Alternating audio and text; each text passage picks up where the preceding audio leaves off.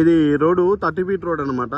ఇది మనకు ఫ్లాట్ వచ్చేసి బొంగుళూరు ఓఆర్ఆర్ పక్కనే వస్తుంది. ఇది ఫ్లాట్ 200 గజాలు. ఇది సౌత్ సైడ్ అనమాట. ఇదేమో east side, south east corner flat అనమాట. చాలా బాగుంది ఫ్లాట్. Full LRS పేడు.